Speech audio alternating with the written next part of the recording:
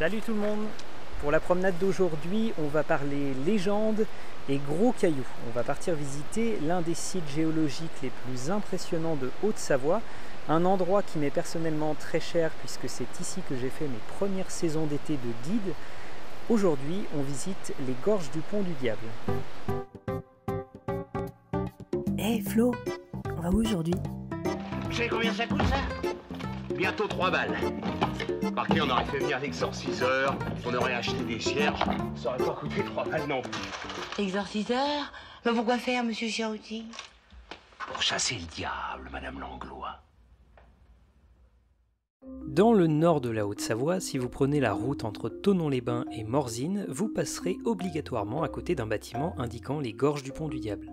Elles ne sont pas visibles depuis la route, mais situées au fond d'une épaisse forêt de hêtres. Ce ne sont pas bien sûr les seules gorges de Haute-Savoie, elles sont loin d'être les plus grandes ou les plus profondes, mais j'ai personnellement toujours trouvé quelque chose de spécial à propos de cet endroit, que ce soit à cause de l'atmosphère qui s'en dégage, ou de l'histoire qui l'entoure. Le nom lui-même a tendance à attiser la curiosité, et pour mieux le comprendre, on va prendre le temps de situer un peu l'endroit.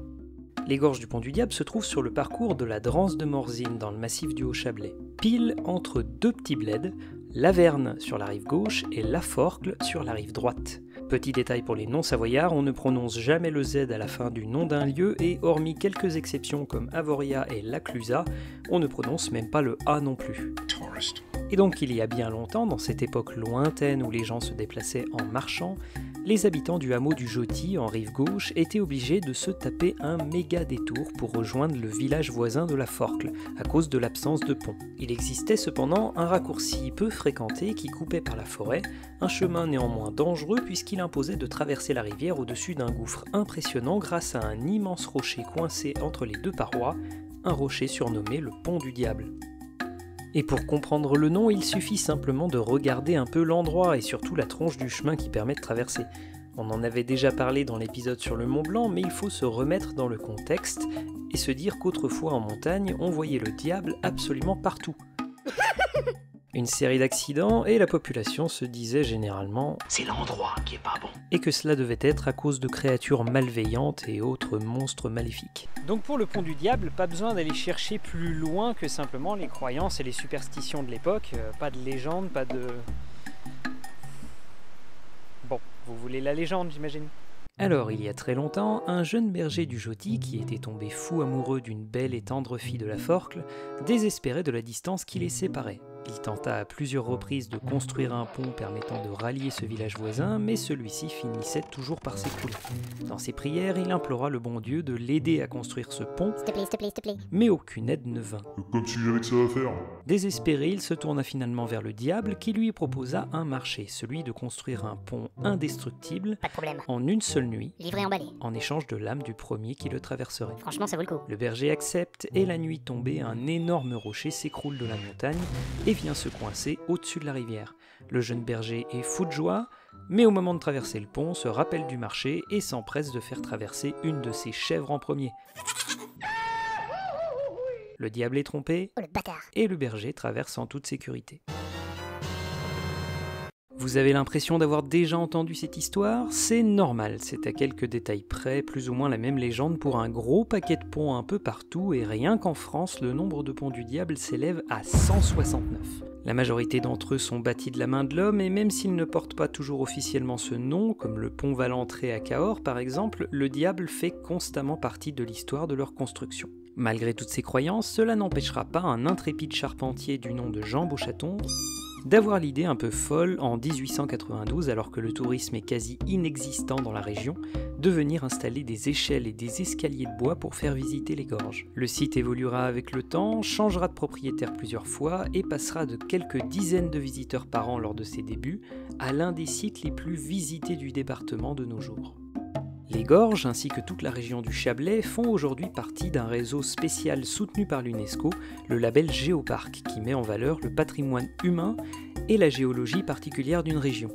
Mais la question c'est, qu'est-ce qu'il y a de vraiment particulier à propos de cet endroit ? Quand on cherche sur internet des informations sur la géologie des gorges, eh bien on tombe généralement sur ce genre d'explications. Dans le massif du Chablais, partie intégrante des Préalpes, constituée de l'empilement de roches sédimentaires formées pendant l'ère secondaire, À l'emplacement de la nappe des Préalpes médianes, on observe le cours moyen de la Dranse de Morzine qui prend sa source au sud des Hauts-Forts à la frontière franco-suisse, traverser successivement des terrains marneux d'âge Crétacé et Éocène, donnant un paysage ouvert, et des barres rocheuses de calcaire du Jurassique supérieur qui l'entaillent en profonde gorge. À la fin de la glaciation du Wurm, les eaux du torrent subglaciaire se sont infiltrées dans les fractures de ces calcaires, ouvrant un cours d'eau souterrain dont le niveau de base s'est progressivement enfoncé, comme en témoignent les multiples étages de l'érosion karstique, marquée en particulier par une marmite de géants. L'encaissement de la rivière a été suivi de l'effondrement de la voûte, donnant naissance au chaos qui obstrue une partie des gorges. et a formé le pont du Diable.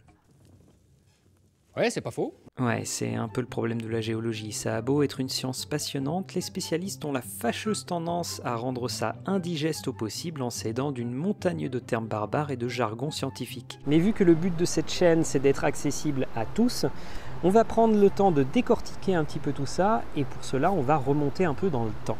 Et on va remonter d'environ 150 millions d'années pour commencer, dans ce qu'on appelle l'ère secondaire, à une époque bien connue des amoureux des dinosaures, le Jurassique. Ouais, mais non, pas lui. Lui, il est arrivé plus tard. Ouais, c'est déjà mieux. Et donc à cette époque-là, à l'emplacement actuel des Alpes, ne se trouvait pas encore de montagne, mais une grande mer appelée la mer Thétis. Dans un coin de cette mer qui était chaud, calme et profond, plein de petits déchets organiques vont commencer à s'accumuler. Et par déchets organiques, j'entends des coquillages, des crottes de poissons, des squelettes de poissons, bref, des déchets de matière vivante. Tout ça va s'accumuler doucement au fond de la mer pendant plusieurs millions d'années, se tasser, se sédimenter, jusqu'à petit à petit créer une roche bien particulière, le calcaire massif des gorges. Les millions d'années passent, dans des conditions différentes, d'autres roches se sédimentent et recouvrent celles déjà existantes, jusqu'à former un empilement de couches de roches horizontales. Arrive alors l'ère tertiaire et l'épisode de la formation des Alpes il y a 50 millions d'années, lors de la rencontre de l'Europe avec un bout de continent qu'on appelle l'Apulie.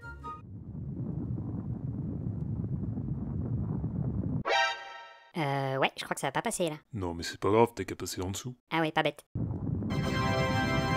Du coup, la mer se referme et les roches qui s'étaient sédimentées au fond vont se faire racler par la croûte continentale qui leur passe dessus, un peu comme du beurre qu'on racle avec un couteau. Entraînées à la surface alors que les Alpes s'élèvent, traînées, pliées, tordues, ces couches de roches autrefois posées les unes sur les autres horizontalement vont se retrouver disposées de manière anarchique et parfois se dresser verticalement comme des piles d'assiettes dans un lave-vaisselle. Et donc parmi ces couches de roches, il y en a des qui sont très dures, il y en a des qui sont très friables, et forcément l'érosion ne va pas faire le même travail chez chacune d'entre elles. Parce qu'à ce moment-là, les Alpes n'ont pas encore la forme d'aujourd'hui. Arrive enfin l'ère quaternaire, il y a 2,5 millions d'années, durant laquelle les ères glaciaires vont se succéder. Les glaciers recouvrent alors la plus grosse partie des Alpes, et on l'a déjà dit, un glacier c'est un vrai bulldozer qui va creuser tout ce qui se trouve sur son passage. De plus, sous chaque glacier coule un torrent puissant alimenté par l'eau de la fonte qui participe à éroder tout ce qui se trouve en travers. Et c'est là qu'on en revient aux gorges. Jusque-là, le glacier et son torrent avaient traversé la région tranquillou, défonçant sans difficulté les roches tendres, ouvrant une vallée bien large, jusqu'à ce que tout à coup, il tombe sur la roche dure des gorges. On appelle ça un verrou glaciaire.